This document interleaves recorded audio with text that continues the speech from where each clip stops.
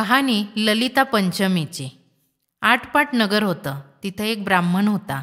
त्याला 2 आवळेजावळे मुलगे होते. त्यांच्या लहानपणीच त्यांचे आईबाप मेले. भाऊबंधांनी त्यांचं काय होतं नव्हतं ते सगळं हिरावून घेतलं.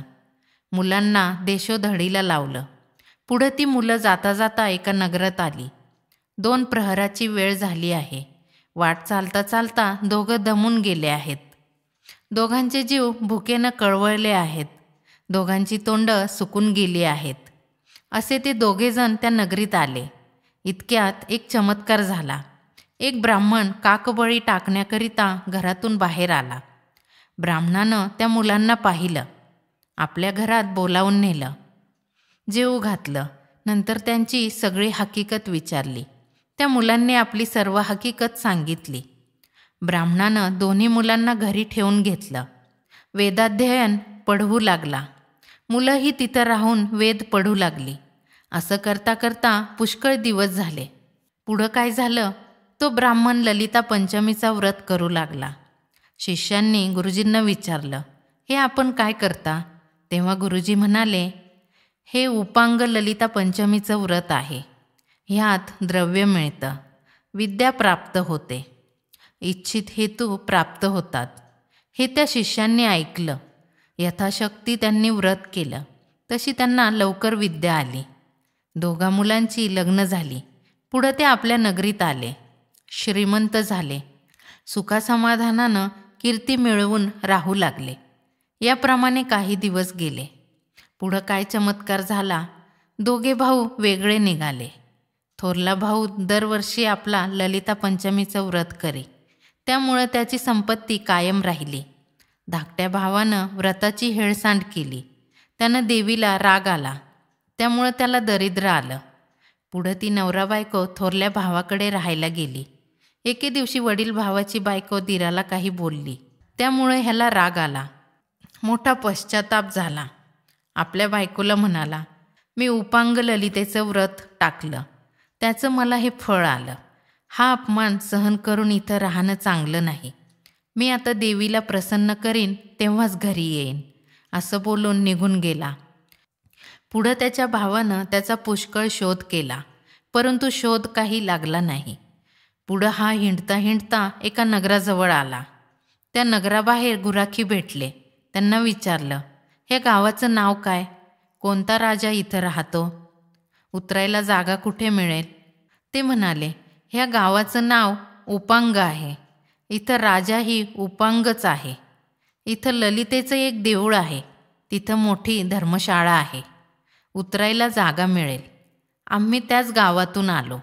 तिकडेच आम्हाला जायचं आहे. तुम्हालाही यायचं असेल तर चला. मग तो त्या नगरात गेला. धर्मशाळेत उतरला. देवीचं दर्शन घेतलं. अनन्य भावानं तिला शरण गेला. रात्री देवळातच निजला. देवीनं स्वप्नात येऊन दृष्टांत दिला. राजाकडे जा, माझ्या पूजेच्या करंड्याचं झाकण माग. त्याची नेहमी पूजा कर, म्हणजे तुझे मनोरथ पूर्ण होतील. इतकं सांगून देवी गुप्त झाली व तो जागा झाला. दुसरे दिवशी तो राजाकडे गेला. देवीचा दृष्टांत सांगितला. पूजेचं झाकण मागितलं. राजानं ते दिलं. ब्राह्मण ते घेऊन आपल्या गावी आला. घरी नेऊन त्याची पूजा करू लागला. ललिता देवीचं व्रत करू लागला. तसे पुन्हा सुखाचे दिवस आले. इच्छित मनोरथ सिद्धीस गेले. पुढं देवीच्या आशीर्वादानं त्याला मुलगी झाली. तिचं नाव ललिता ठेवलं. दिवसेंदिवस मुलगी मोठी झाली. सोबतिनींबरोबर खेळायला जाऊ लागली. पुढं काय चमत्कार झाला? एके दिवशी मुलीनं ते झाकण घेतलं. नदीवर खेळायला गेली. तिथं जाऊन आंघोळ करू लागली.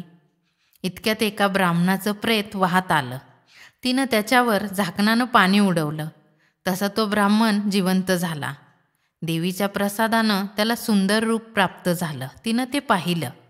आपल्याला हा पती असावा असं तिला वाटलं. आपला हेतू त्यास कळविला. तेव्हा त्यानं तिला विचारलं, ही गोष्ट घडेल कशी? तशी ती म्हणाली, मी तुम्हाला घरी जेवायला बोलवते.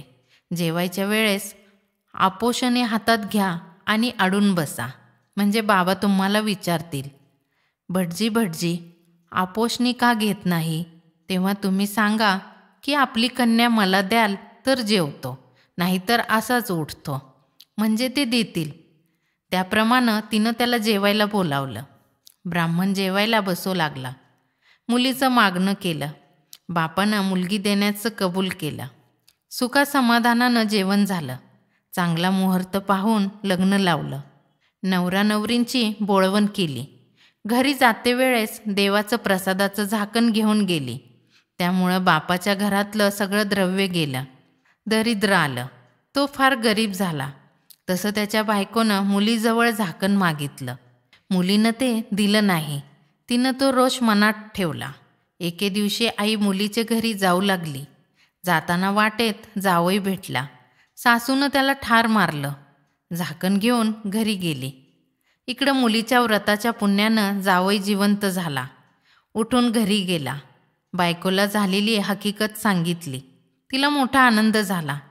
पुढं ही सर्व हकीकत सासूला समजली. तशी ती जावयाच्या घरी आली. पटपटा पाया पडू लागली. केलेला अपराध कबूल झाली. तिला पश्चाताप झाला. अशा कर्मामुळे तिला गरिबी आली.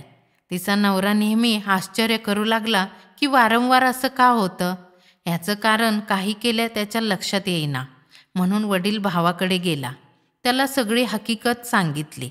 तो म्हणाला, तू ललिता पंचमीच्या व्रताची हेळसांड करतोस. त्या योगानं असं होतं. व्रत नेम यथास्थित कर.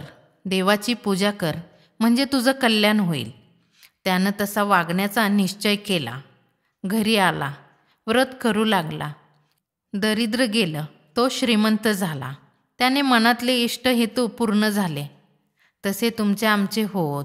ही 60 उत्तरांची कहाणी 5 उत्तरी सुफळ संपूर्ण.